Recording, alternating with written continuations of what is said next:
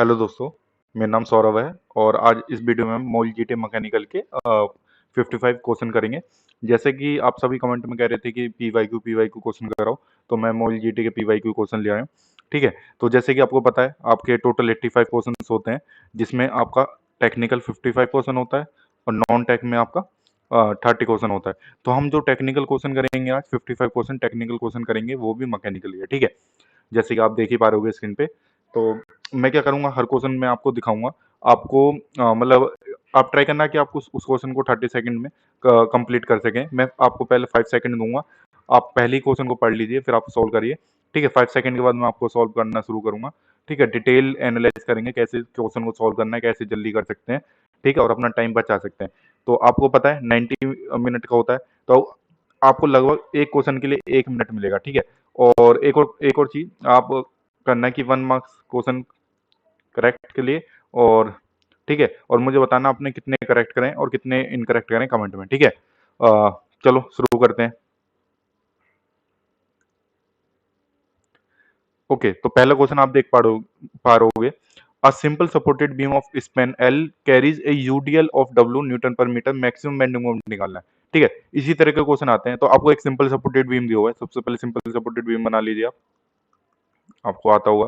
ठीक है, इस पे क्या हो रहा है, आपका यूडीएल यूनिफॉर्म डिस्ट्रीब्यूटेड लोड है, कितना आप पे डब्ल्यू है। ठीक है, अब हमसे पूछा गया है कि आप बताइए इसका मैक्सिमम बेंडिंग कितना होगा। मैक्सिमम बेंडिंग डायरेक्ट फॉर्मूला पूछा है। ठीक है, डायरेक्ट फॉर्मूला ही पूछा जाएगा, इतना नहीं। अगर न्यूमेरिकल आएगा तो उसमें डायरेक्ट फॉर्मूले में वैल्यू पुट करना होगा। ठीक है, तो इसका अगर C F S F D बनाए हम, शेयर फोर्स डायग्राम, तो कुछ इस तरीके से बनता है।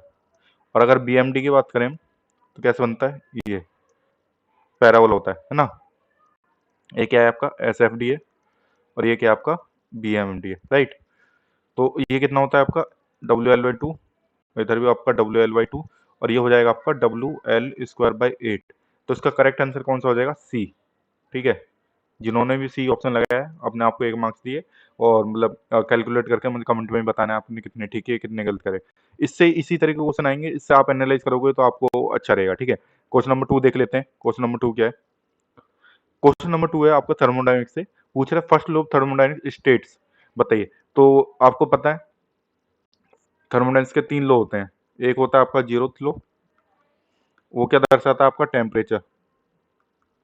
ठीक है, एक होता है आपका फर्स्ट, वो किस पे वेस्ट होता है, आपका कंजर्वेशन ऑफ एनर्जी, राइट। एक होता है इसका सेकंड, सेकंड क्या बताता है आपसे, इंट्रोपी के बारे में। फर्स्ट लॉ एक और चीज बताता है आपको, इंटरनल एनर्जी,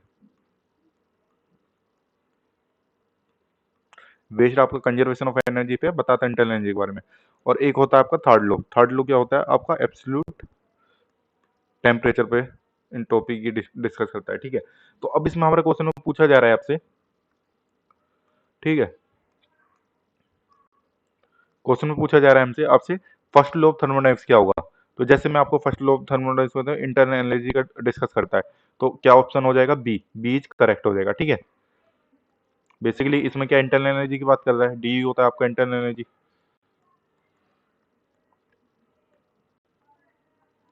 तो एक साइकिल की बात करें, फॉर ए साइकिल, तो क्या हो जाता है आपका चेंज, क्या हो जाता है आपका वर्क।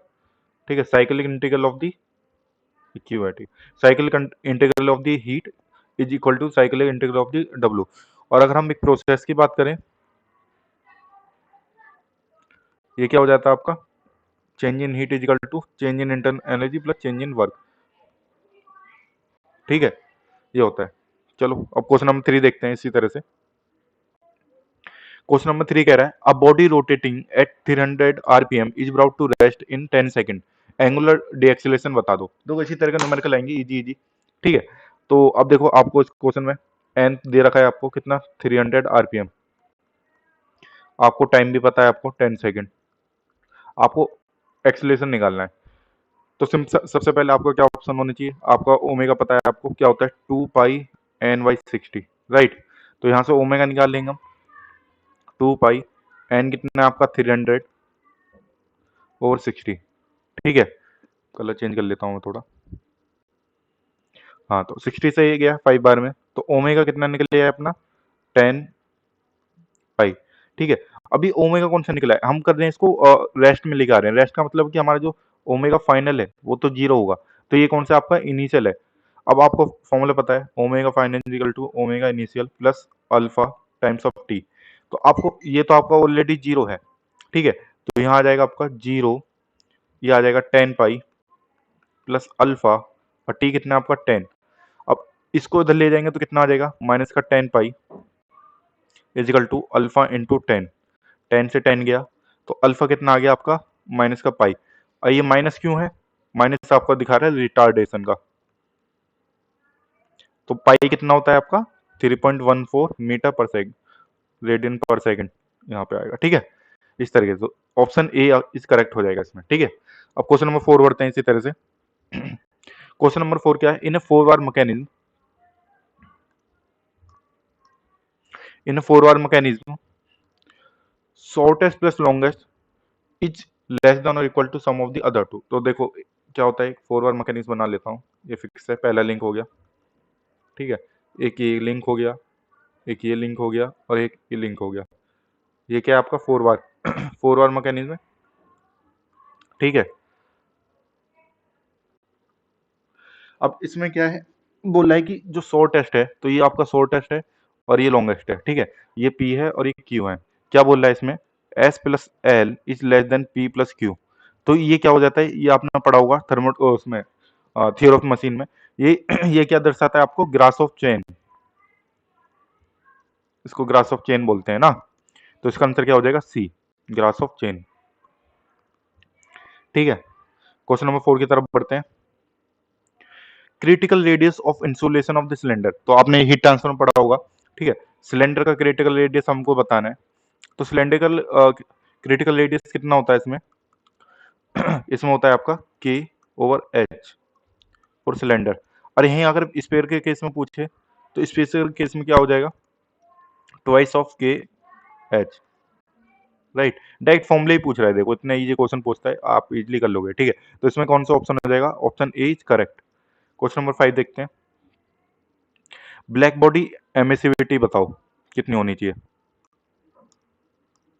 ठीक है, ब्लैक बॉडी एमिसिटी, तो एमिसिविटी की वैल्यू कहां से होती है, ई कहां से कहां तक होता है आपका 0 to 1। 1 किस लिए होता है आपका ब्लैक बॉडी, और 0 किसके लिए होता है आपका व्हाइट बॉडी के लिए। और इसके बीच में जो आती है वो होती है ग्रे बॉडी। ठीक है, तो simple emissivity of the black body कितना हो जाता है आपको 1। Option C is correct. ठीक है, अब क्वेश्चन नंबर 7 देख लेते हैं। ठीक है, क्वेश्चन नंबर 17 आ गया आपका इंजीनियरिंग मैकेनिक्स से। इसमें क्या आ गया आपका फ्रिक्शन का, तो आपको मास दे रखा है 10 kg, हॉरिजॉन्टल पे आपको म्यू दे रखा है 0.3। ठीक है, आपको थीटा दे रखा है एक 30 डिग्री, और आपसे पूछ रहा है मिनिमम फोर्स कितना होगा। तो इसका एक डायग्राम बना लेते हैं। ये आपका हॉरिजॉन्टल सरफेस है, ये आपकी बॉडी रखी है कोई। ठीक है, कलर चेंज कर लेता हूँ थोड़ा,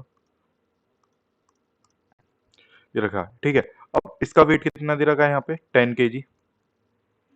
ठीक है, इंटू जी कर देंगे तो आपका वेट आ जाएगा। वेट पता है ना आपको, मास इंटू ग्रेविटी करते हैं। ठीक है, ये करा है। अब इसमें क्या है, एक नॉर्मल आएगा, और आपको पता है एक फोर्स लग रही है यहाँ पे इस तरीके से 30 डिग्री, यहाँ पे आपकी फोर्स लग रही है ना। तो आपको पता है फ्रिक्शन फोर्स हमेशा मोशन के अपोजिट में लगता है। तो फ्रिक्शन फोर्स क्या होता है आपका म्यू एन। तो पहले हम कंपोनेंट ब्रेक कर लेते हैं फोर्स के। ठीक है, तो यहाँ पर आ जाएगा एफ कोस 30, और इधर आ जाएगा आपका एफ साइन 30। ठीक है, अब आपको पता म्यू एन होता है, तो ये इसके इक्वल और इसके इक्वल रख देंगे इसको। तो F cos 30 equal to F F रखेंगे, तो F into cos 30 mu into N. ठीक है, यही होता है सिंपल। अगर हम इसकी वैल्यू निकालें तो हमें फोर्स पता चल जाएगी कितनी फोर्स रखनी है। तो अगर हम म्यू है हमारा 0.3 है, और एन कितना है यहाँ से आपका 10, अगर ग्रेविटी को हम 10 ही मान लें तो कितना हो जाएगा, यहाँ से पॉइंट से पॉइंट हटेगा 10, तो यहाँ से आ जाएगा आपका 30 न्यूटन। तो मिनिमम फोर्स जो चाहिए आपको 30 न्यूटन तो चाहिए ही चाहिए, ठीक है। आपके मिनिमम की बात करिए तो ऑप्शन बी इज करेक्ट हो जाएगा यहाँ पे, ठीक है।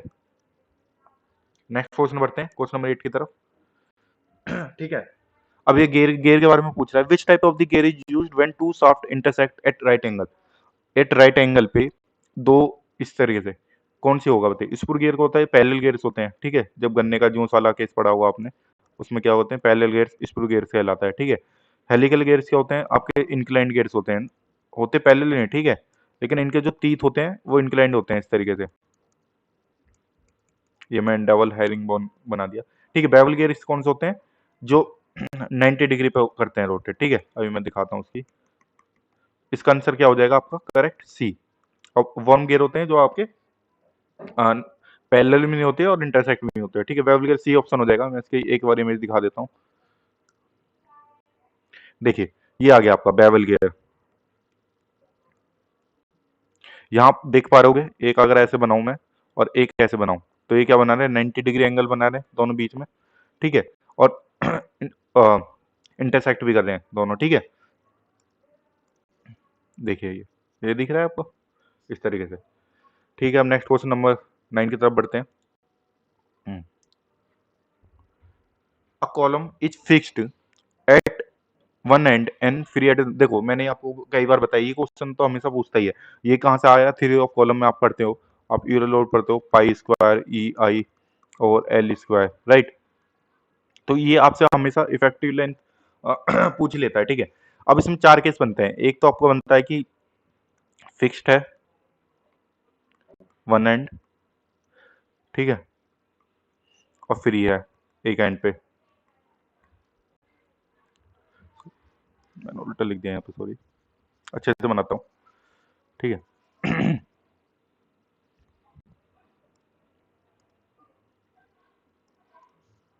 ठीक है, इसमें क्या होता है, चार केस बनते हैं, फिर से बता देता हूँ मैं। Fixed at one and, free at one and, ठीक है।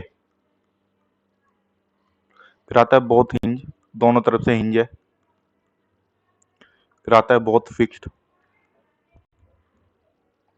और फिर आता है वन फिक्स्ड और वन हिंज्ड। अब इसमें क्या बनता है, टेबल बनता है। ये वाला टेबल से हमेशा एक क्वेश्चन आता है, सब एग्जाम जितने भी पीएससी में, इनसे तो आता ही है, मैंने कई बार बता दिया आपको। अगर आप इसको पढ़ के नहीं गए तो आपकी गलती होगी, ठीक है। अब इसमें क्या होता है, जब फिक्स्ड होता है वन एंड और एक एंड पे फ्री होता है, तो उसको बोलते हैं 2L। इफेक्टिव लेंथ होती है अपनी 2L, बहुत हिंज में हो जाएगी L, बहुत फिक्स्ड में हो जाएगी L/2, और एक फिक्स्ड होगा और एक हिंज होगा तो L/√2, ठीक है। तो अब बताइए आप इसका करेक्ट आंसर क्या हो जाएगा। करेक्ट आंसर अब हो जाना चाहिए आपका 2L। तो ऑप्शन कहाँ है, option C, E, C is correct, right. Question number 10 की तरफ बढ़ते हैं। क्वेश्चन नंबर 10 क्या है, the mechanism used in shaper machine. तो मैकेनिज्म कौन सा यूज होता है, अब शेपर मशीन क्या होती है, इस तरह से होती है, ठीक है। एक ये क्या होता है, स्टेशनरी वर्कपीस होता है, ठीक है। अब एक हमारा एक टूल होता है, ये एक तरह से ऐसे जाता है और फिर ऐसे आता है, ऐसे जाता है, ऐसे आता है, ठीक है। तो टूल क्या होता है हमारा, रेसिप्रोकेटिंग होता है इसमें। ये सब भी पूछ लेता है, ठीक है। टूल स्टेशनरी होता है, रेसिप्रोकेटिंग होता है। अब फॉरवर्ड मोशन में कटिंग होती है, ठीक है। और जो रिवर्स मोशन होता है, जो बाद में उल्टा आ रहा होता है, उसमें क्या होता है, आइडल आइडल स्टॉक होता है, ठीक है। ये आपको ध्यान रखना है। अब इसमें पूछ रहा है कि मैकेनिज्म कौन सा यूज होता है, तो इसमें कौन सा मैकेनिज्म होता है, without quick return mechanism use होता है, ठीक है। ऑप्शन बी इज करेक्ट हो जाएगा। क्वेश्चन नंबर 11 देख लेते हैं इसी तरह से। According to Taylor's tool life equation if cutting speed is doubled, ठीक है। देखो ये न्यूमेरिकल आ गया, ये पूछा जाता है ऐसे, ठीक है। इसमें मैं बता देता हूँ कैसे करना है। अब देखो इसमें टेलर टूल लाइफ इक्वेशन कैसी दी जाती है, ये होती है आपकी टूल लाइफ,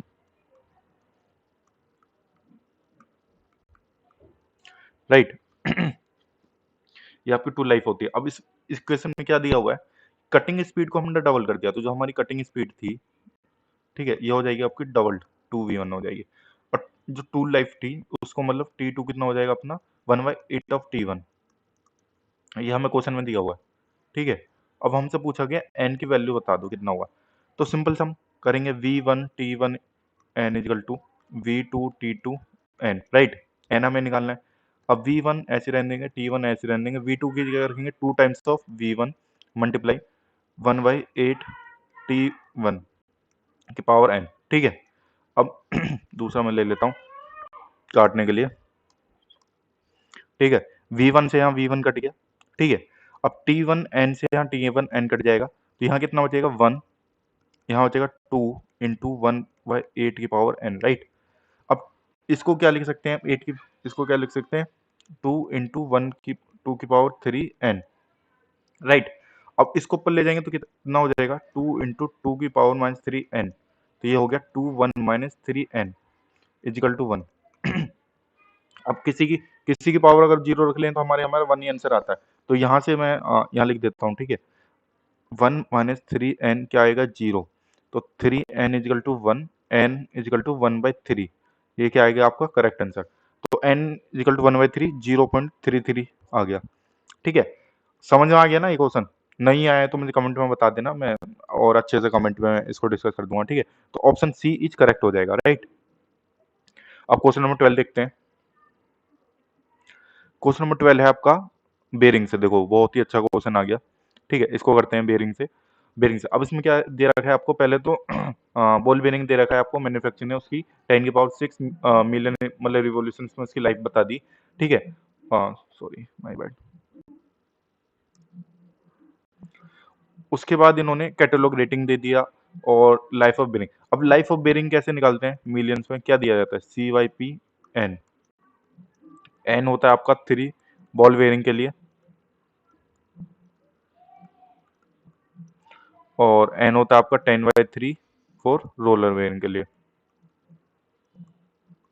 ठीक है। अब मिलियंस में लाइफ निकालनी है आपको, C दे रखा है आपको कितना 16 किलो न्यूटन, ठीक है। 16 किलो न्यूटन। P आपको दे रखा है 2 किलो न्यूटन। आपको कितना बॉल बेरिंग है तो n की पावर 3 हो जाएगा यहाँ, ठीक है। Q न्यूटन से कट गया 8 की पावर 3, तो कितना आ गया L10 8 की पावर 3, तो ये हो जाएगा आपका 512। 8 का क्यूब होता है 5 इंटू 10 की पावर 6, ठीक है, रिवॉल्यूशन। अब हमसे P इंटू 10 की पावर 6 रिवॉल्यूशन दे रखा है, मतलब P की वैल्यू निकालनी है, तो P की वैल्यू कितनी हो जाएगी यहाँ पे, ये हमारा P है, P option C is correct. आप बोल लोगे कि ऑप्शन सी सारी करेक्ट है, अब पता नहीं है मुझे क्यों करेक्ट है। आगे बढ़ते हैं question number 13। In auto cycle, देखो ऑटो साइकिल आ गया। In auto cycle the heat addition take place at. अब देखो ऑटो साइकिल कैसे पीवी डायग्राम बना लेते हैं हम, P और V कैसे बनता है आपका,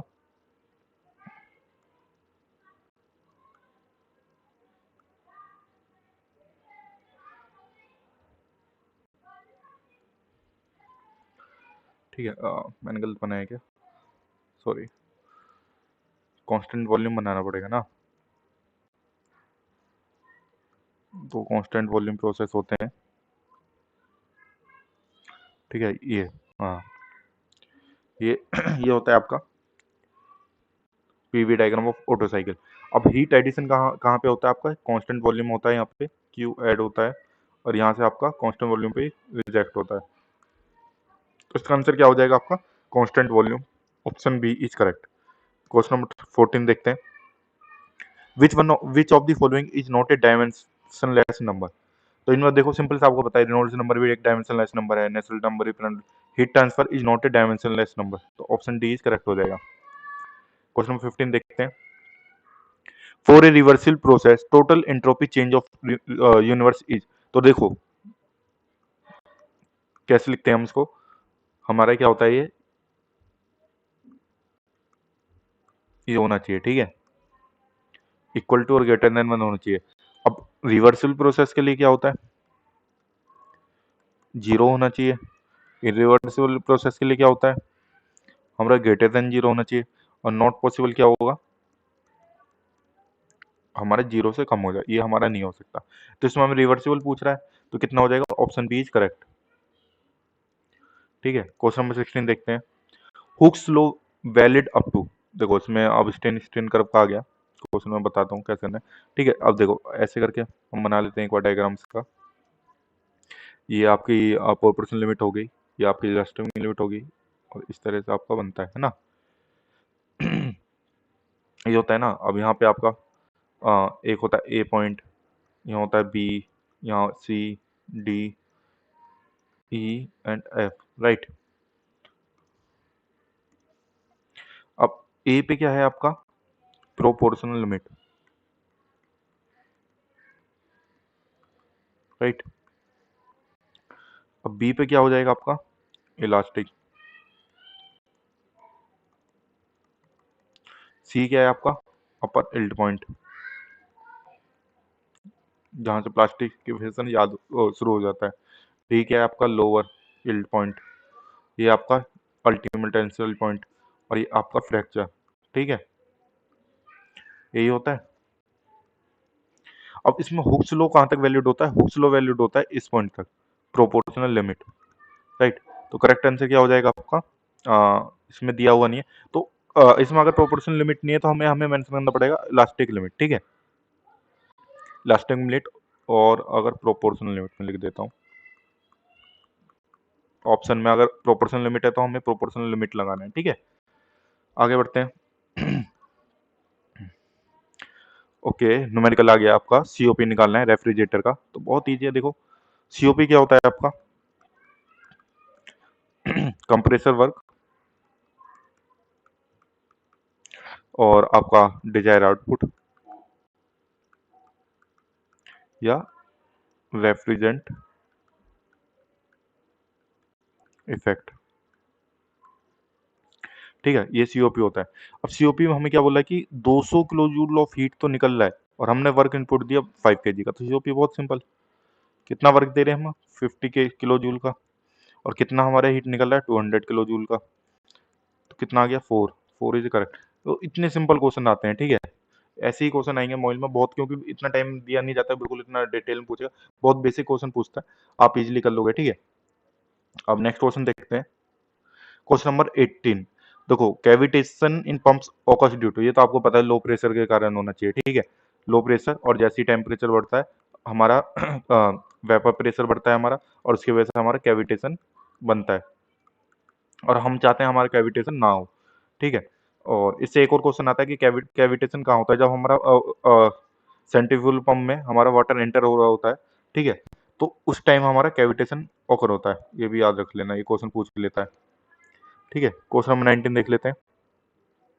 इन गेयर ट्रेन्स मॉड्यूल इज, देखो मॉड्यूल क्या होता है आपका डी ओवर टी, डी क्या होता है आपका पिच डायमीटर और number of teeth, direct formula पूछ लिया, देखा, ऑप्शन ए इज करेक्ट।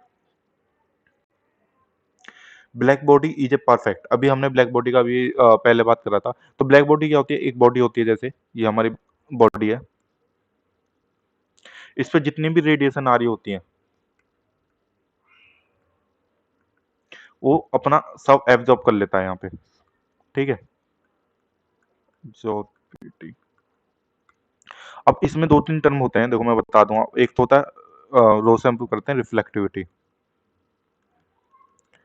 और एक होता है आपका ट्रांस टाउ से ट्रांसमिबिलिटी, ट्रांसमिबिलिटी, अल्फा से करते हैं हम आपका एब्जॉर्बिटी। अब इसमें क्या होता है कि आपका अल्फा प्लस रो प्लस टाउ क्या होता है आपका 1 होता है, ठीक है। फोर ए ब्लैक बॉडी, ब्लैक बॉडी में क्या होता है, आपका ये सारी रेडिएशन जितनी भी आती है सारी एब्जॉर्ब कर लेता है आपका, ना तो ये आपका रिफ्लेक्ट करता और ना ये अपने अंदर से ट्रांसमिट करता, तो यहाँ पे क्या हो जाता है आपका अल्फा इजिकल टू 1 हो जाता है, और अल्फा इजिकल टू एमिसिविटी 1, जितनी आप ये अंदर रेडिएशन एब्जॉर्ब करता है उसी को आप एमिसिविटी कर देता है, ठीक है। तो यहाँ पर आंसर होना चाहिए black, black body is a perfect absorber, right. Question number 21 देखते हैं आगे। फॉर एन एक्टिविटी, टीओ दिया हुआ है आपने, टीएम दिया, अच्छा मैंने इसको शॉर्ट में लिख दिया है, ठीक है। तो एक्सपेक्टेड टाइम का आपको पता है फॉर्मूला क्या होता है, टीपी होता है, 4 times of most probably time होता है, ठीक है। और आपका ऑप्टिमिस्टिक टाइम होता है और पेसिमिस्टिक टाइम होता है, और नीचे आ जाता है 6, ये आपका फॉर्मूला होता है, ठीक है। कलर चेंज कर लेता हूँ, थोड़ा चलने लग रहा हूँ। हाँ ठीक है, तो हमें टी ई निकालना है, राइट। तो टी पी हमें दिया हुआ है 14 days, 4 times of T M हमें दिया हुआ है 6 days, plus T O 2 days, multiply 6 करेंगे तो यहाँ कितना आ जाएगा 14 प्लस 24 प्लस 2/6, राइट। तो इसको प्लस करेंगे 26 और ये आपका हो जाएगा 40/6, सॉरी 40/6 हो जाएगा। अब इसको करेंगे हम, कितना हो जाएगा 6.6, ठीक है। तो अप्रोक्स क्या हो जाएगा 6.5 डेज, इस करेक्ट आंसर हो जाएगा इसका। 22 की तरफ चलते हैं, क्वेश्चन नंबर 22 क्या बोला है, बर्नौली इक्वेशन वैलिड फॉर। अब बर्नौली इक्वेशन वैलिड किस किस लिए होता है, सबसे पहले आपका इनविस्किड फ्लूइड हो, ठीक है, तो इनकम्प्रेसिबल हो, आपका स्टडी हो, ये अजम्पशंस हैं, ठीक है। और चौथा आपका क्या होना चाहिए, इरोटेशनल फ्लो हो। तो इन चारों में क्या है, देखो कंप्रेसिबल नहीं होनी चाहिए, ठीक है, आपका विस्कस नहीं होना चाहिए, आपका टर्बुलेंट, तो क्या है इनविस्किड फ्लो, मतलब विस्कोसिटी आपकी जीरो होनी चाहिए, ठीक है, नॉन विस्कस होना चाहिए, इसको ही हम नॉन विस्कस बोलते हैं, ठीक है, आपको अगर नहीं समझ में आ रहा होगा भी, ठीक है। तो ऑप्शन सी इज करेक्ट हो जाएगा, ठीक है।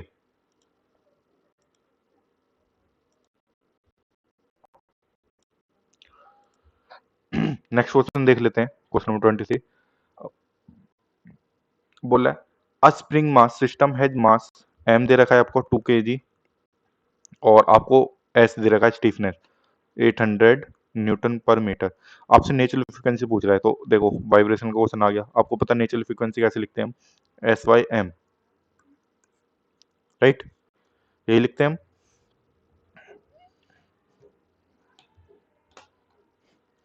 ठीक है, SY/m लिखते हैं। तो यहाँ पे अब हम सॉल्व कर लेंगे इसको। एस कितना है अपना 800 न्यूटन पर मीटर और मास कितना है 2 kg, ठीक है। यहाँ से करेंगे हम 400 आ जाएगा और 400 का हम करेंगे तो 20 रेडियन पर सेकंड हमारा आंसर आ जाएगा यहाँ से, तो 20 हो जाएगा। देखा कितना सिंपल न्यूमेरिकल पूछता है, ठीक है। क्वेश्चन नंबर 24 देखते हैं। Merchant theory relate shear angle, बताइए कटिंग स्पीड से देखता है, रेक एंगल से देखता है, फिक्शन एंगल या टूल मटेरियल देखता है। तो आपने एक फॉर्मूला पढ़ा होगा इसमें,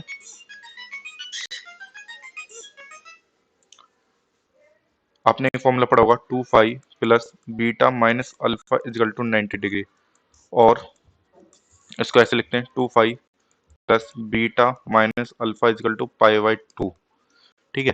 पाई/2 भी एक्चुअली 90 डिग्री होता है, क्योंकि पाई 180 डिग्री होता है एंगल में, ठीक है, इस तरीके से। तो आपका 90 आ जाता है यहाँ पे। तो इसमें बोल रहे हैं मर्चेंट शियर एंगल, आपका ये शियर एंगल होता है यहाँ पे,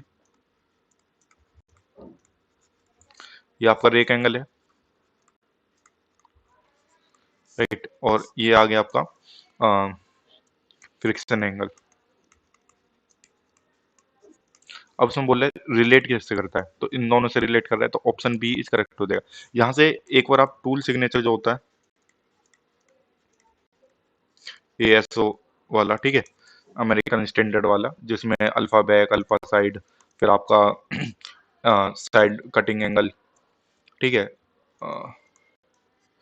ठीक है, फिर आपका साइड रिलीफ एंगल, उसके बाद आपका, और ये इस तरीके से, सॉरी आर, तो ये 7 टर्म जो आते हैं, ठीक है, नोज रेडियस के साथ, ये आपको पढ़ के जाना है, इससे भी क्वेश्चन आ जाता है, इनमें से पूछ लेगा, कोई से भी टर्म आपको दे देगा और बोलेगा कि इसमें हमें साइड कटिंग एंगल बता दो, ये भी पढ़ के जाना है, ठीक है।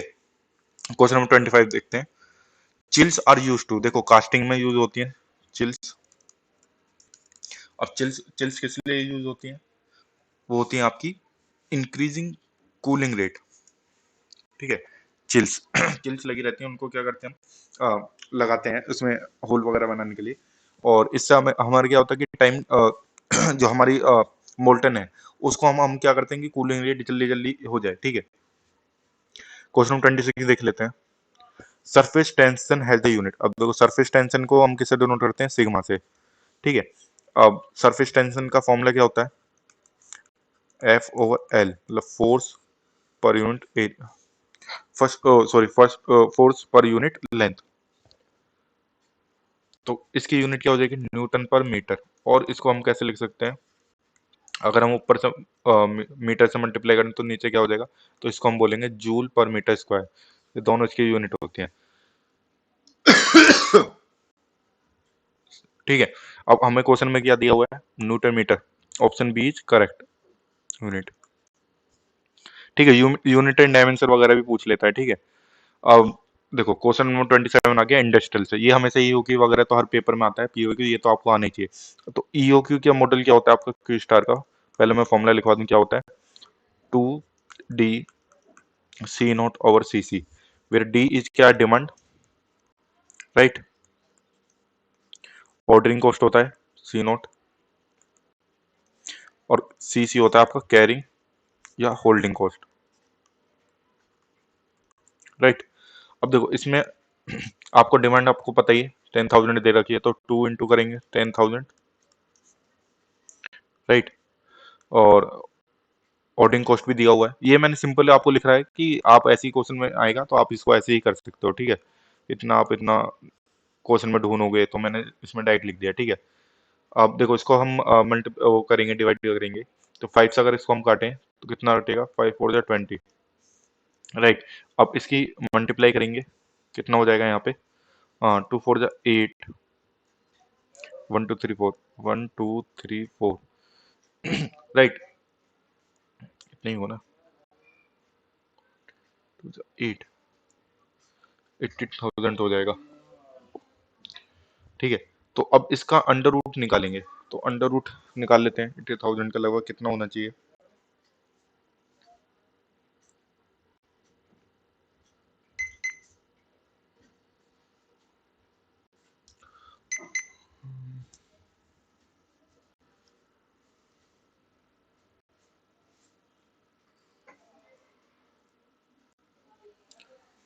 ठीक है। इसका करेक्ट आंसर, करेक्ट आंसर हो जाना चाहिए ऑप्शन बी, ठीक है। पेपर में इतना वैसे नहीं देता है, पेपर में देगा आपको जो सिंपल आप से निकाल लोगे, ठीक है। इसका 894.42 आ रहा है, ठीक है। पेपर में सिंपल देगा और आप इसको थोड़ा दिमाग लगाओगे तो आप कर सकते हो कि जनरली अगर आपका 9,000 होता, यहाँ पे 9 लाख सॉरी 81 होता, 81,000, तो अप्रोक्स कितना हो जाता, 900 के। तो यही आंसर आ रहा है ना, तो आप एक बार देख लेना, मैंने कैलकुलेटर से कैलकुलेट कर लिया, ठीक है। क्वेश्चन नंबर 28 देखते हैं।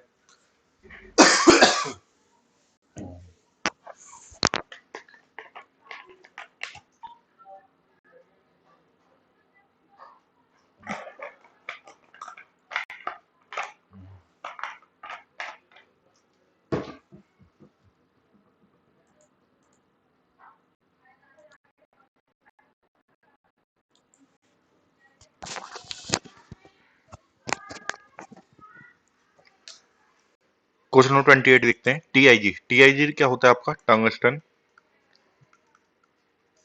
इनहर्ट गैस वेल्डिंग, राइट, ठीक है। और इसको हम बोलते हैं GTAW, गैस टंक्शन आर्क वेल्डिंग, ठीक है। ये आपको जितना भी वेल्डिंग के जितने भी फुल फॉर्म है ये तो आपको पढ़ के जाना है, आपको TIG, MIG, SAW, PAW, बहुत सिंपल क्वेश्चन पूछता है, ठीक है। TIG वेल्डिंग यूजेस, अब बताइए TIG वेल्डिंग में क्या होता है, इसमें क्या होते हैं, नॉन कंज्यूमेबल होते हैं, क्योंकि टंगस्टन के बने होते हैं। तो कौन से इलेक्ट्रोड होते हैं, नॉन कंज्यूमेबल इलेक्ट्रोड होते हैं। तो ऑप्शन बी क्या हो जाएगा आपका, करेक्ट हो जाएगा, राइट। क्वेश्चन नंबर 29 देखते हैं। अनिलिंग रिजल्ट सिंग, अभी आपका हीट ट्रीटमेंट में आ गया, ठीक है। अनिलिंग क्या करता है आपका, हार्डनिंग करता है, नहीं। सॉफ्टनिंग करता है, ठीक है। क्रैकिंग करता है, नहीं। स्ट्रेटनिंग करता है, नहीं। तो आपका softening, option B is correct. Question number 30 देखते हैं। Fatigue failure occurs due to, अब फेटिक क्यों होता है आपका, स्टैटिक लोड के कारण होगा, सडन लोड के कारण होगा, रिपीटिंग लोड के कारण होगा, इम्पैक्ट लोड। देखो फेटिक कब होता है किसी बॉडी में, जब हम जैसे एक ये वायर है, इसको बार बार ऊपर नीचे कर लें ऐसे ऐसे, तो ये यहाँ पे यहाँ से टूट जाएगा। तो ये क्यों हो रहा है? रिपीटेड लोडिंग के कारण हो रहा है ना। तो option C is repeated loading, fatigue load के लिए। ठीक है, अब क्वेश्चन नंबर 31 देखते हैं। For A reversible process total entropy change of universe is. और देखो, रिवर्सिबल प्रोसेस में पहले ही बता दिया, रिवर्सिबल प्रोसेस के लिए कितना होना चाहिए हमारा? जीरो होना चाहिए। ठीक है, एंट्रोपी। तो ऑप्शन बी क्या हो जाएगा आपका? करेक्ट हो जाएगा, इसमें तो कुछ करने की जरूरत ही नहीं थी। Question number 32, a planar mechanism has 6 links and 7 lower pairs, the degree of freedom. देखो, अब ये क्वेश्चन भी इंपॉर्टेंट है। तो आपको जैसे आपको पता होगा फॉर्मूला क्या होता है। अब देखो, एल क्या होता है यहाँ पे? एल क्या है? Numbers of links. ठीक है, जे क्या है? नंबर्स ऑफ बाइनरी पेयर और लोअर पेयर। और एच क्या होता है आपका? Number of higher pair. Right. अब देखिए यहाँ पे लिंक्स कितना दिया आपको? 6, और लोअर पेयर दिया हुआ है 7। ठीक है, तो डिग्री ऑफ फ्रीडम निकालने की क्या करेंगे? 3। लिंक कितने दिया आपको? 6 -1 -2, और जे कितना दिया है आपको? 7, और ये 0। ठीक है, तो कितना हो जाएगा? 3 इंटू 5 -2 इंटू 7, तो 15 -14 कितना आ जाएगा? 1। तो यहाँ पर आंसर कितना आ गया? Degree of freedom 1। और ये इसका सिग्निफिकेंस भी पूछ लेता है। इसका सिग्निफिकेंस क्या है? F इक्वल टू 1 आ रहा है कि ये एक काइनेमेटिक चेन है, जो कि मोशन भी कर सकती है और फोर्स भी आपका ट्रांसफर कर सकती है। राइट। और अगर यहीं पे मैं अगर m इक्वल टू 0 बोल दूं, ठीक है, या m इक्वल टू -1 बोल दूं, ये क्या हो जाते हैं आपका? Structure, super structure, frame. ठीक है, तो ये भी आपको पता पता होनी चाहिए सिग्निफिकेंस क्या होता है। तो इसका आंसर क्या हो जाएगा? Option A. क्वेश्चन नंबर 33 देखते हैं। In metal cutting built up edge forms due to high temperature की वजह से, लो स्पीड की वजह से, हाई स्पीड की वजह से, नो फ्रिक्शन की वजह से। अब देखो, बुल्ट अप एज क्या होता है? जब हमारा ये टूल होता है इस तरीके से, ठीक है, यहाँ पे क्या होता है? ये मेटल ऐसे जमा होने लगता है। ठीक है, इसी को हम बोलते हैं बुल्ट अप एज। और जब ये जमा हो जाता है तो इसी से कटिंग होने लगती है, इसकी वजह से पूरा हमारा सरफेस फिनिश आता है। लेकिन इससे क्या होता है? हमारी टूल लाइफ इंक्रीज हो जाती है। ठीक है, इससे बेनिफिट है। अब देखो, होता क्यों है? देखो, जब जब हमारा ये टूल है जो हमारे वर्कपीस पे लगेगा, ठीक है, तो अगर हमारी लो स्पीड हुई, क्या हुई? लो स्पीड, तो हमारा ये जो टूल है वो वर्क वर्कपीस के साथ बहुत ज्यादा देर तक कनेक्ट होगा। तो जिसकी वजह से हमारे टेम्परेचर इंक्रीज रहती है, उसकी वजह से ही हमारा मटेरियल, जो वर्कपीस का मटेरियल है, जो चिप्स वगैरह होती है, यहाँ पे जम जाती है। तो इसका मेन रीजन क्या होगा? आपका लो स्पीड।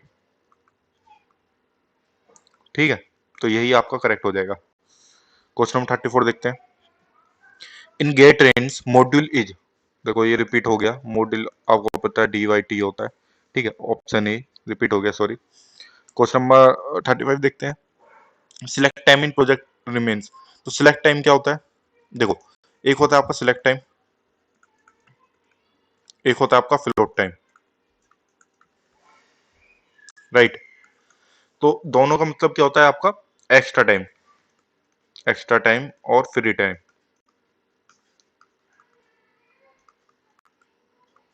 ठीक है, ये CPM वगैरह, सीपीएम उसमें ये पार्ट में यूज होता है आपका, और ये CPM में होता है। अब एक बार नोट लिख लेना कि जितनी भी क्रिटिकल एक्टिविटी होती है जितनी भी, सब पे जीरो होता है, जीरो फ्लोट टाइम। तो इसका आंसर क्या हो जाएगा? Extra time available. ठीक है, option B is correct. Question number 36 देख लेते हैं। Fins are use to. Fins हम क्यों यूज करते हैं हीट ट्रांसफर में? रिड्यूस हीट ट्रांसफर नहीं, इंक्रीज हीट ट्रांसफर। तो ऑप्शन बी क्या हो जाएगा आपका? ठीक। स्टोर हीट नहीं, इंसुलेट। हम ये फिन्स की यूज करते हैं, बहुत ही मतलब छोटे छोटे लगते हैं, ऐसे ऐसे थिन होते हैं बहुत ज्यादा। और इससे क्या होता है? हमारा एरिया बढ़ा देते हैं, सरफेस एरिया। ठीक है, ये इंक्रीज कर देते हैं, जिससे हमारा हीट ट्रांसफर इंक्रीज होता है। 37 देखते हैं। For a material Young modulus E दे रखा है, पॉइजन रेशियो दे रखा है, हमसे मॉडुलस ऑफ रिजिडिटी जी निकालने को बोल रहा है। देखो ये क्वेश्चन भी हमेशा आता है, ठीक है, आपको हमेशा याद होना चाहिए। E is equal to 2g 1 plus mu होती है, एक होती है आपकी is equal to 3k 1 minus 2 mu, ठीक है, सॉम में पढ़ाया जाता है इलास्टिक कॉन्स्टेंट्स में, ठीक है। एक होता है आपका is equal to 9kg plus 3k plus g. तो ये आपको याद होने चाहिए तीनों फॉर्मूले, ठीक है, हमेशा। अब इसमें हमें देखो म्यू दिया हुआ है, ई दिया हुआ है, जी निकालना है, ठीक है, मतलब चेंज कर लेता हूँ। हाँ ओके, तो ई कितना हुआ हमें 210 जीपीए दिया हुआ है, ठीक है, और 2 टाइम्स हम जी करेंगे यहाँ पे, और 1 प्लस 0.3 म्यू की वैल्यू रख देंगे, ठीक है। तो यहाँ से 210 जीपीए इक्वल टू 2g हो जाएगा 1.3, राइट। अब 2 से अगर हम इसको काटेंगे तो कितना आ जाएगा यहाँ से 105 जीपीए, और यहाँ से आ जाएगा 1.3 टाइम्स ऑफ जी। मैं यहाँ से थोड़ा कलर चेंज कर लेता हूँ और अच्छा दिखाने के लिए। तो 105 आ जाएगा यहाँ से, ये आ जाएगा 1.3 नीचे, g p a is equal to g. यहाँ से पॉइंट को हटाएंगे तो यहाँ जीरो बढ़ जाएगा, ठीक है। अगर हम इसे 13 से डिवाइड करेंगे तो अप्रोक्स कितना आना चाहिए, 13 एकम 13, 13 पंजे 65, 13 छक्का 78, 13 सत्ते 91, और छिक्के 98 ना,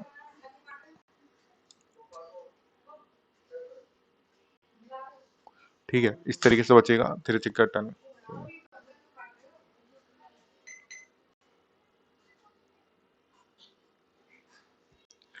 तो सॉरी 80.76 जीपी आ रहा है मेरा, तो अप्रोक्स कितना हो जाएगा आपका सी 80.8 GP is correct. Question number 38 देखते हैं इसी तरह से। Perpetual motion machine of second kind wallets, देखो किसका करेगी, देखो पी एम एम वन होता है, ठीक है, वो किसका वॉलेट करती है आपको, फर्स्ट लो को, पी एम एम सेकंड होगा आपका, उसको करेगी सेकंड को, ठीक है। तो आपको पता है इसमें सेकंड काइंड पूछ रहा है तो ऑब्वियसली सेकंड लो को करेगी। क्वेश्चन नंबर 39 देखते हैं। An engine operates between temperature 600 kelvin and 300 kelvin, find the maximum possible efficiency of the engine. अब देखो इंजन की एफिशिएंसी कैसे निकालते हैं,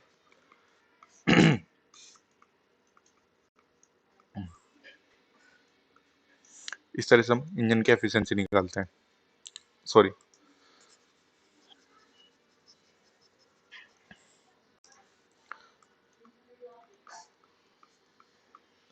ये हमारा इंजन का ऑफ होता है, ठीक है। जैसे हमारा ये टी एच है, यहाँ से हमारा डब्ल्यू निकलता है, कुछ वर्क निकाल लें, और हमारा टी एल ये होता है, ठीक है। अब देखिए यहाँ से आ रहा है हमारा हीट आ रहा है, यहाँ से हमारा गया वर्क में, और यहाँ से हमारा निकल गया। अब एफिशिएंसी क्या होता है जनरली, ठीक है, एफिशिएंसी क्या होता है हमारा इनपुट और आउटपुट जो हमारा निकल रहा है, ठीक है। अब इनपुट क्या दे रहे हैं हम आपको, टी एच दे रहे हैं, ये हमारा इनपुट है, और आउटपुट कितना निकल रहा है हमारा वर्क डन, तो वर्क डन कितना निकल रहा है हमारा टी एच मैंने चलती आउटपुट हो गया, राइट। तो सिंपल से इसमें वैल्यू पुट कर देंगे। हमारा हाई टेम्परेचर कितना है 600 केल्विन, और ऊपर 600 में से 300 करेंगे तो कितना आ जाएगा हाफ, और हाफ कितना हो गया 50%। तो option B is correct 50% efficiency के साथ, ठीक है। क्वेश्चन नंबर 40 देखते हैं।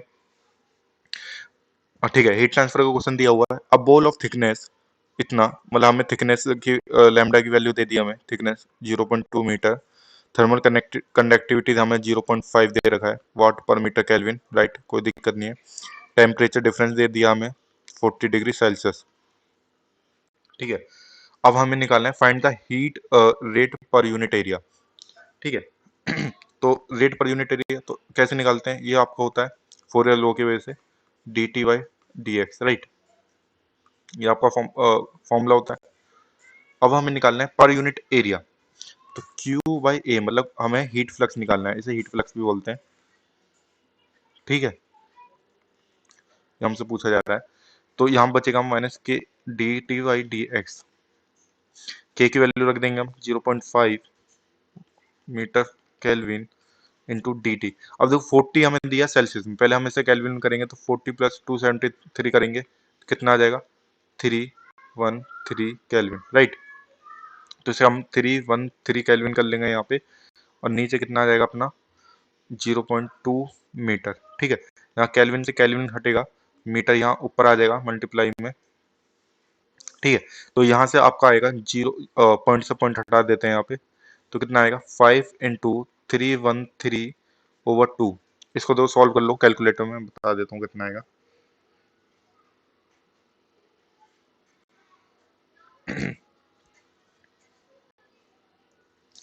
ठीक है, मेरा आंसर तो बेसिकली आ रहा है 782.5। ठीक है, वाट पर मीटर स्क्वायर। देखो इतना आंसर आ रहा है, मेरे ख्याल से ये इसमें केल्विन में होगा ये यहाँ पे। ठीक है, इसे केल्विन में सोल्व करके मुझे कमेंट में बताना इसका आंसर क्या आ रहा है। ठीक है, कमेंट योर आंसर मैं लिख देता हूँ यहाँ पे। ठीक है, मैंने डिग्री लेके कर रहा है जो क्वेश्चन में दिया हुआ था, अब उसको केल्विन लेके करके बताना मुझे आंसर कितना आ रहा है, आपका आ रहा है नहीं आ रहा है। ठीक है, क्वेश्चन नंबर 41 लेके जाते हैं। In a bolted joint the failure due to crushing occurs when shear stress limit ex limit नहीं, बेरिंग स्ट्रेस एक्सिल लिमिट ये हो सकता है, यही आपका आंसर होगा। टेंसल नहीं होगा, बेंडिंग नहीं होगा। ठीक है, ऑप्शन बी इज करेक्ट हो जाएगा। क्वेश्चन नंबर 42 देखते हैं। अब देखो 42 देखते हैं। For an isolated system the total energy remains. देखो आइसोलेटेड सिस्टम क्या होता है, चारों तरफ से बंद, तो इसमें मास भी अंदर रहेगा और एनर्जी भी, सराउंडिंग के साथ कोई कांटेक्ट नहीं।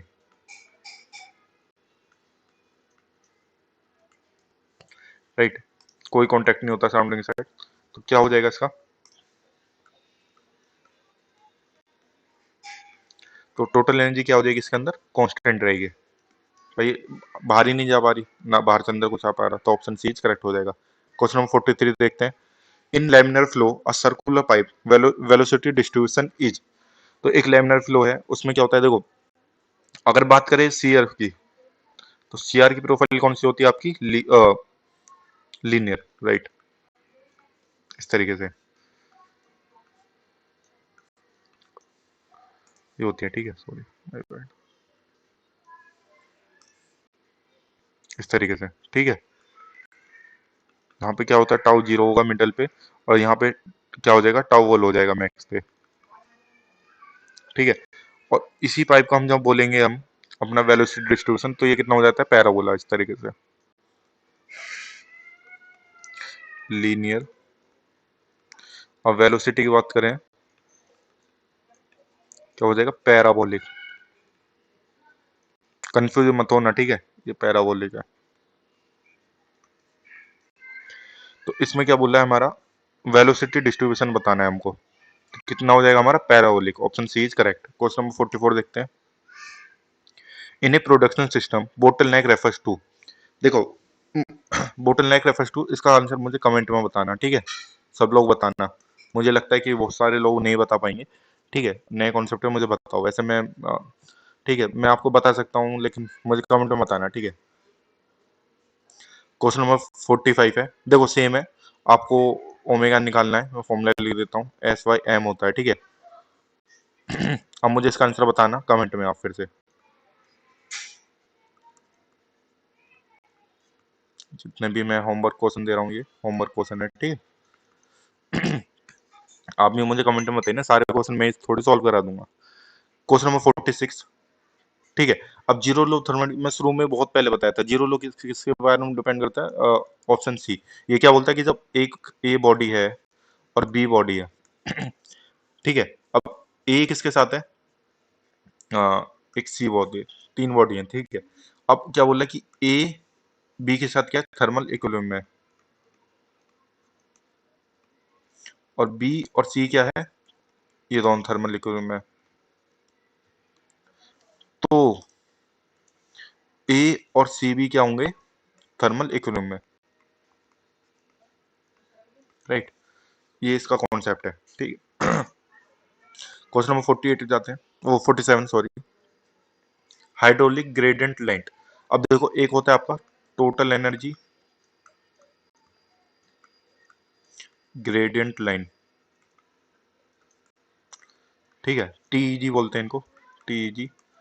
अब ये क्या करती हैं, आपका जो प्रेशर ऐड होता है प्लस वेलोसिटी हेड होता है और प्लस डेटम होता है, इन तीनों को बताती हैं, ठीक है। और एक होती है आपकी हाइड्रोलिक ग्रेडियंट लाइन, ये क्या बताती है आपको, जो आपका प्रेशर हेड होता है और डेटम, इनको, तो इनमें जो डिफरेंस होता है, ये क्या डिफरेंस होता है इसमें, डिफरेंस किसका होता है, वेलोसिटी हेड का, राइट, इसका डिफरेंस होता है वेलोसिटी हेड का। अब इसमें बोला हाइड्रोलिक ग्रेडियंट लाइन क्या रिप्रेजेंट करेगी, तो आपका क्या होना चाहिए, प्रेशर हेड, राइट, प्लस आपका होना चाहिए डेटम, ये होती है आपकी एच जी एल, राइट। तो इनमें देखो टोटल एनर्जी तो नहीं होगा, प्रेशर हेड भी नहीं होगा, वेलोसिटी नहीं होगा, तो इसमें एक ये ऑप्शन डाल लो, क्या हो जाएगा इसमें, प्रेशर हेड प्लस डेटम, ठीक है। क्वेश्चन नंबर 48 देखते हैं। In belt drive slip reduce, slip क्या रिड्यूस करती है, पावर ट्रांसफॉर्मेशन, बिल्कुल ठीक है। स्पीड रेशियो एक्यूरेसी, बिल्कुल ठीक है। एफिशिएंसी, ठीक है। तो इसका ऑप्शन हो जाएगा ऑल ऑफ दी, ठीक है। क्वेश्चन नंबर 49 देखते हैं। In line balancing objective is to, हमारे लाइन बैलेंसिंग में ऑब्जेक्टिव क्या होता है, मैक्सिमम आइडल टाइम, नहीं कभी नहीं हो सकता। हम क्या चाहते हैं, हमारे जो भी जितनी मशीन्स है वो सब जल्दी जल्दी काम करें, हमारे जल्दी जल्दी प्रॉफिट बने, ठीक है। और इंक्रीज कॉस्ट करने का भी नहीं होगा, डिमांड भी हम नहीं चाहते हमारी, तो एक ही हमारा ऑप्शन है जो कि करेक्ट होगा, हम अपना टाइम कम करना चाहते हैं, ठीक है। क्वेश्चन नंबर 50 करते हैं। Specific weight is defined as, देखो फ्लूइड प्रॉपर्टी का क्वेश्चन आ गया, स्पेसिफिक वेट से ये होता है, ठीक है, रोजी, और इसको हम लिखें स्पेसिफिक वेट को, तो क्या होता है आपका, वेट पर यूनिट वॉल्यूम, राइट। तो वेट क्या होता है आपका, एम जी पर वॉल्यूम, तो एम और मास पर वॉल्यूम क्या हो जाएगा यहाँ पे, इन दोनों को क्या करेंगे यहाँ पे, रो जी। अब इसको डिनोट करते हैं हम इस साइन से, ठीक है, तो ये हो जाता है ये रो जी के बराबर। तो हमसे पूछ रहा है मास पर वॉल्यूम होगा, ठीक है, बिल्कुल ठीक है। नहीं, मास पर वेट पर वॉल्यूम होता है, नहीं, वेट पर वॉल्यूम होगा, डेंसिटी इनटू ग्रेविटी हो, तो both B and C is correct हो जाएगा, ठीक है। क्वेश्चन नंबर 51 देखते हैं। An engine develops a torque of 200 newton metre at 1500 RPM, find the brake power of the engine. देखो ब्रेक पावर निकालना है, तो क्या होता है, 2 पाई एन टी/60, भाई पावर का ये फॉर्मूला होता है, तो 2 पाई करो, एन आपको दिया हुआ है 200, सॉरी टॉर्क आपको 200 दिया हुआ है, एन आपको 1500 दिया हुआ है, और नीचे 60 कर देंगे। तो इसका मुझे कमेंट में आंसर बताइए, ठीक है, कमेंट में आंसर बताइए मुझे इसका। क्वेश्चन नंबर 52 देख लेते हैं। Slip gauges are use for, देखो स्लिप गोज किस लिए यूज होता है, रफनेस मेजर करने के लिए, नहीं, चेकिंग फ्लैट, नहीं, एक्यूरेट लेंथ मेजरमेंट के लिए, ठीक है, मेजरिंग, नहीं, तो ऑप्शन सी इज करेक्ट हो जाएगा, ठीक है। क्वेश्चन नंबर 53 देखते हैं। इन ऑक्सी एसिड वेल्डिंग और न्यूट्रल फ्लेम इज, देखो न्यूट्रल फ्लेम क्या होता है, इसमें क्या होता है आपका, ऑक्सीजन और एसिटिलीन क्या होता है, 1:1 में होना चाहिए, ठीक है। तो इसमें क्या इक्वल, ऑप्शन सी करेक्ट हो जाएगा। अगर देखो एक्सेस एक्सेस ऑक्सीजन हो गया, तो ये कौन सा हो जाएगा आपका, ऑक्सीडाइजिंग हो जाएगा, ठीक है, ऑक्सीडाइजिंग फ्लेम बन जाएगा, ठीक है। और एक्सिस बन जाएगा, तो ये हो जाएगा आपका कार्बोराइजिंग, ठीक है। क्वेश्चन 54 देखते हैं इस तरह से। The demand in previous period was 100 units, ठीक है, डी हमें प्रीवियस पीरियड का दिया हुआ है, ठीक है, 100 यूनिट्स। फोरकास्ट वॉज उसी पीरियड का हमें दिया हुआ है आपको 90 यूनिट्स, ठीक है। और अल्फा मतलब स्मूथिंग कांस्टेंट हमें दिया 0.2, ठीक है, इसको सब काट लेना, ठीक है, 0.2 दिया हुआ है। फाइंड द न्यू फोरकास्ट निकालना है, तो हमें फोरकास्ट का फॉर्मूला पता है, न्यू क्या क्या होता है, ठीक है,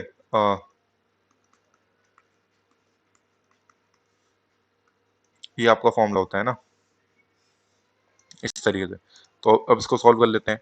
तो जो हमें निकालना है न्यू फोरकास्ट, तो डिमांड कितनी है प्रीवियस ईयर की 100, अल्फा कितना है हमारा 0.2, प्लस 1 माइनस अल्फा करेंगे तो 0.8 आ जाएगा, और फोरकास्ट कितना था पिछली बार का 90, ठीक है। यहाँ से पॉइंट से हटाएंगे तो ये हट जाएगा एक जीरो, और यहाँ से अगर ऐसे हम हटाएंगे तो कितना हो जाएगा, यहाँ बचाएगा आपका 20, 10 टू जा 20 और 8 9 जा 72, तो कितना हो जाएगा आपका 92। तो option A is correct, right. Last question देखते हैं आज का, question number 55। A sine bar of length 200 millimetre used with slip gauge of height 500, find the angle.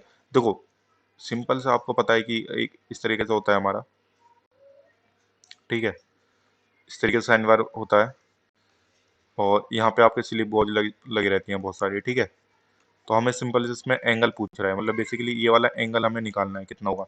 तो हाइट हमें पता ही है कितना हुआ है, 50 दिया हुआ है, और लेंथ भी हमें पता है कितनी, 200 दिए हुए। तो हम सिंपल इसमें क्या लगाते हैं, साइन थीटा लगाते हैं, तो हमारा आंसर आराम से आ जाता है साइन थीटा। तो क्या हमें थीटा निकालना होता है, तो साइन थीटा आपको पता है क्या कैसे लिखते हैं, पप्पू बेटे प्यारे हरी हरी बोल। तो परपेंडिकुलर और हाइपोटेन्यूज, तो परपेंडिकुलर कितना है आपका 50 है, और हाइपोटेन्यूज कितना है आपका 200 है, ठीक है। तो यहाँ से 1/4 आ गया, राइट। तो इसको आप एक काम करो, इसको लेंथ को 100 कर लो, ठीक है, इजी पड़ेगा आपको कैलकुलेट करना। तो अगर 100 करेंगे तो यहाँ 1/2 हो जाएगा, ठीक है। तो sine theta is equal to 1/2, तो थीटा यहाँ से कितना आ जाएगा 30 डिग्री, राइट। तो ऑप्शन बी करेक्ट हो जाएगा, ठीक है। अ, ठीक है, नेक्स्ट देखते हैं। तो देखिए हमने 55 क्वेश्चन कर लिए पूरा, ठीक है। तो ऐसी ही अगर और भी वीडियो आप देखना चाहते हैं तो मेरे चैनल को सब्सक्राइब करिए, स्मार्ट कॉन्सेप्ट क्लासेस को, ठीक है। और लाइक करिए, और जितने भी क्वेश्चन मैंने होमवर्क में दिए हैं आप सब उसको मुझे बताइए कमेंट में क्या आंसर आ रहा है, और अगर कुछ भी अगर डाउट आता है तो मुझे कमेंट में बता दिए, तब भी मैं आपको करूँगा, ठीक है। मिलते हैं नेक्स्ट वीडियो में, बाय बाय।